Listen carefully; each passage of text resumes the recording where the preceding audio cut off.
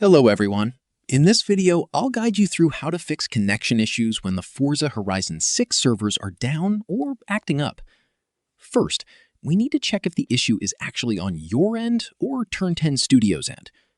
Open your phone or browser and check the official Forza support or Xbox status pages to see if everyone is experiencing a global outage. If the servers are fine, the issue is likely local, so let us start with a simple power cycle.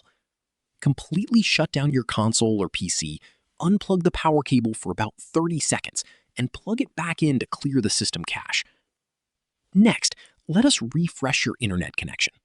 Restart your modem and router, and if you're using a wireless connection, try switching to a wired Ethernet cable, because wireless signals can drop frequently during heavy server loads. For PC players, make sure you open up your system settings, head into gaming, and check your Xbox networking to ensure your NAT type is set to open. Finally, if you're still getting blocked from joining online Horizon Live sessions, manually sign out of your Xbox profile inside the main menu, restart the game, and sign back in to force a fresh connection to the servers. Subscribe to the channel for more videos.